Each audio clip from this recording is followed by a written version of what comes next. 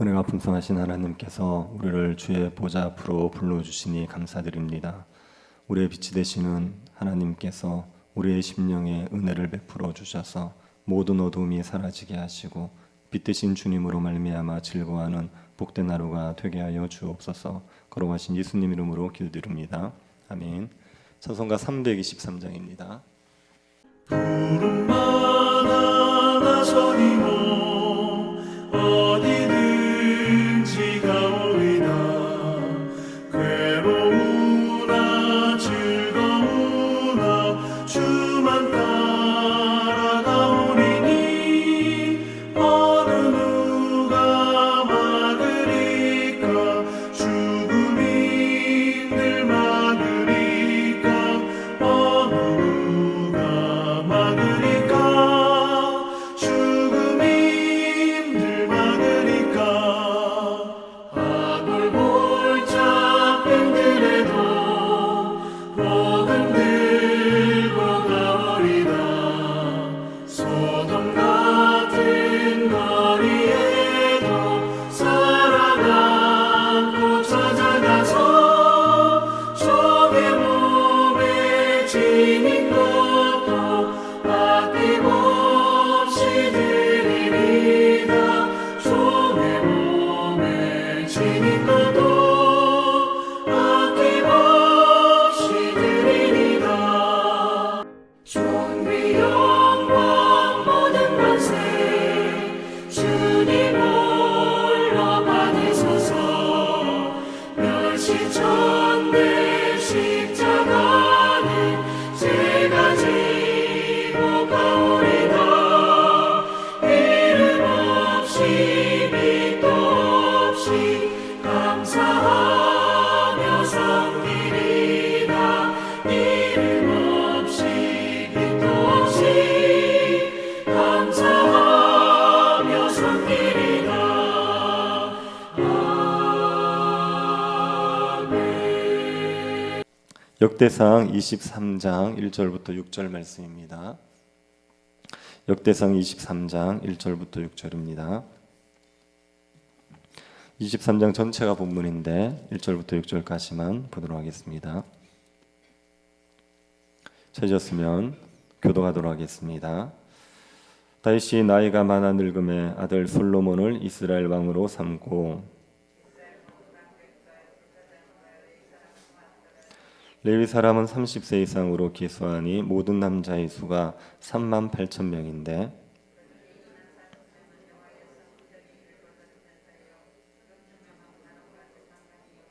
(4,000명은) 문지기요 4,000명은 그가 여호와께 찬송을 드리기 위하여 만든 악기로 찬송하는 자들이라. 다윗이 레위의 아들들을 게르손과 그앗과 무라리에 따라 각 반으로 나누었더라. 아멘. 다윗은 성전 건축을 위해서 필요한 준비를 했습니다. 성전 건축에 필요한 인력과 재료를 준비했고 솔로몬을 준비시켰고 방백들을 준비시켰습니다. 다윗은 성전 건축을 위해서 자신이 할 수 있는 최선을 다해 준비를 해줬습니다. 그런데 성전 건축을 위한 다윗의 준비는 여기에서 그치지 않습니다. 다윗은 성전이 세워지고 나서 이후의 일까지도 미리 생각을 합니다. 성전이 세워지고 나면 성전에서 레위인들이 섬기는 문제들, 제사장이 섬기는 문제들이 있습니다. 이것을 미리 생각합니다. 그래서 레위인과 제사장들의 역할을 재정립해 줍니다. 성막을 섬길 때와 성전을 섬길 때는 하는 일이 달라질 수밖에 없습니다. 성막이 성전으로 바뀌면 성막을 이동시키는 일 자체는 없어지게 됩니다. 그러면 성전 이동 때 레위인들이 담당하던 업무가 사라지는 거죠. 성막이 성전으로 바뀌게 되면 레위인의 역할에도 변화가 필요합니다. 다윗은 성막을 건축한 이후에 성전을 건축한 이후에 레위인들의 역할을 재정립해 주는 일을 하게 되는 겁니다.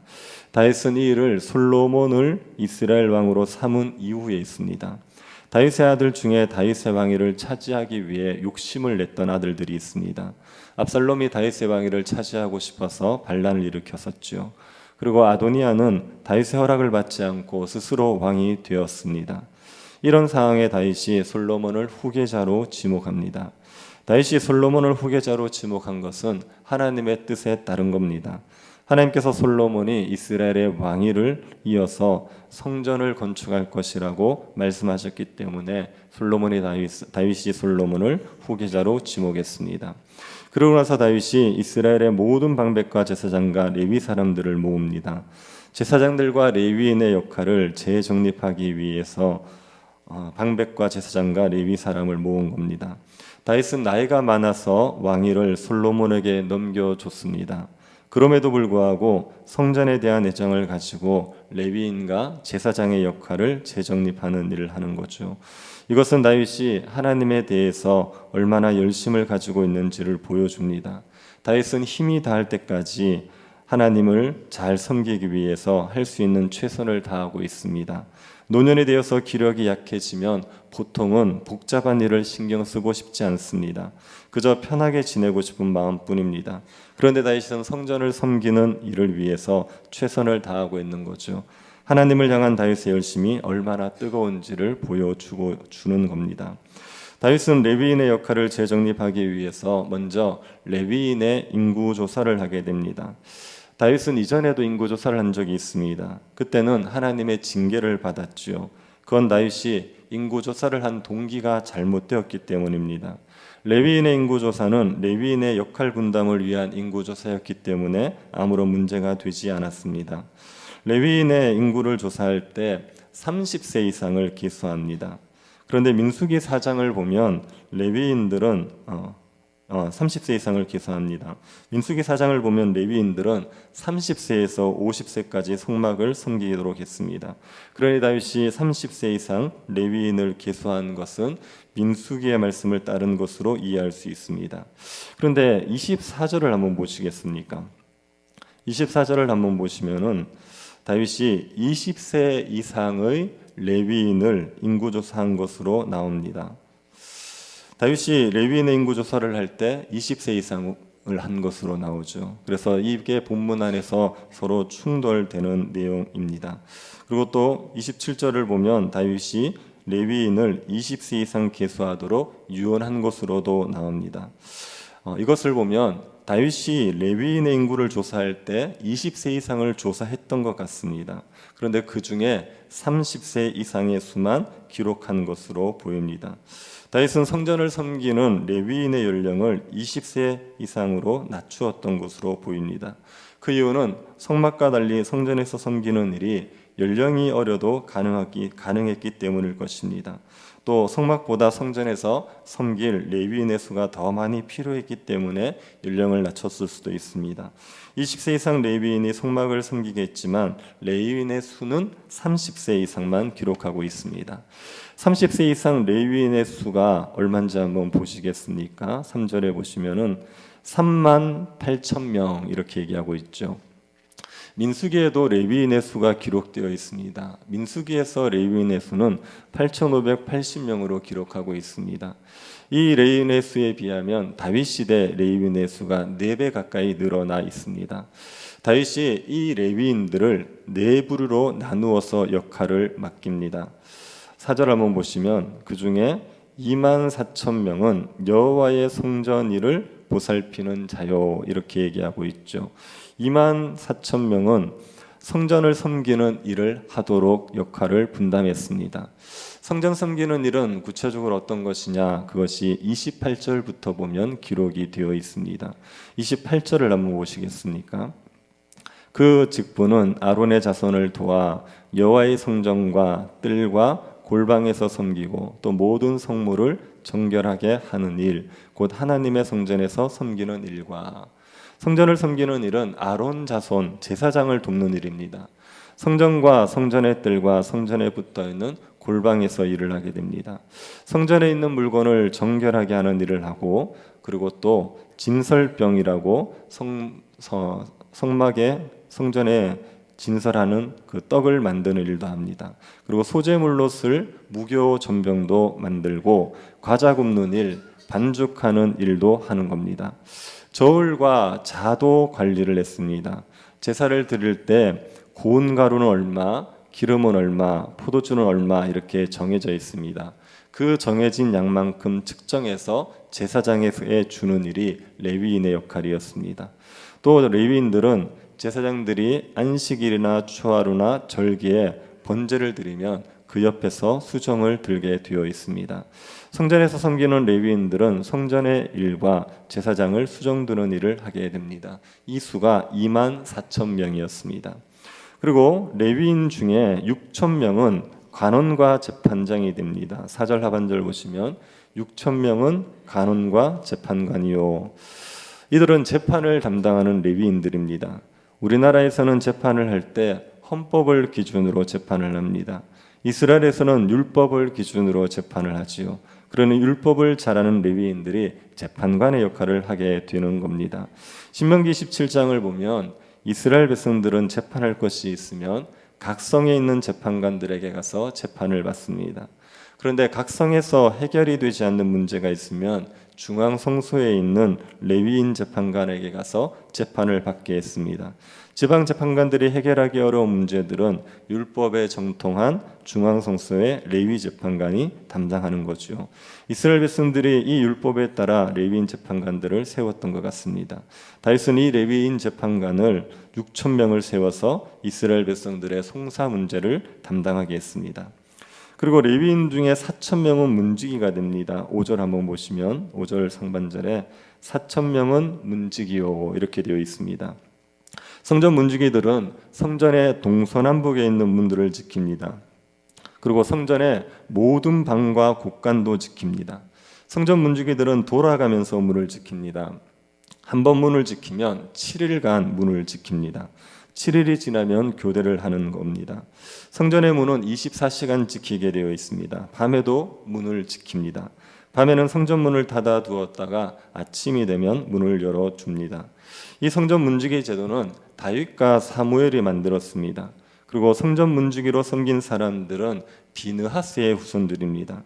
대제사장 비느하스의 피를 이어받은 사람들 중에도 성전 문지기로 섬기는 사람들이 있었습니다.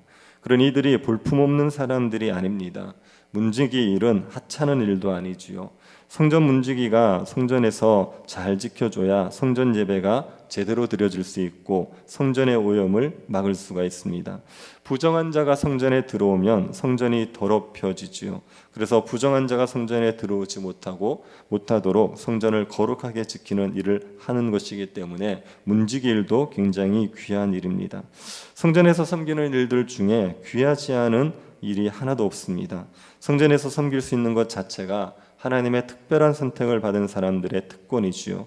그리고 성전에서 하는 일은 어떤 일이든 그것이 다 하나님을 합당하게 예배하는 데 중요한 일입니다.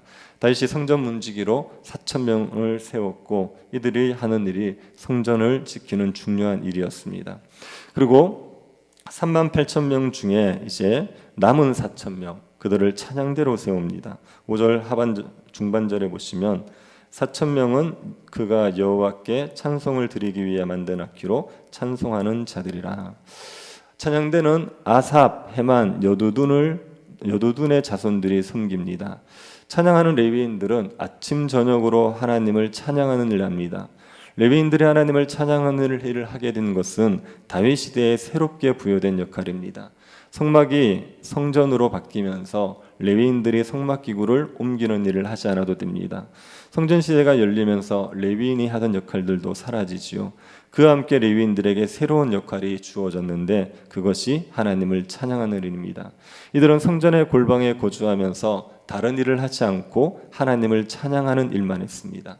이것을 보면 찬양을 하는 것도 하나님을 섬기는 일이라는 것을 알 수가 있죠.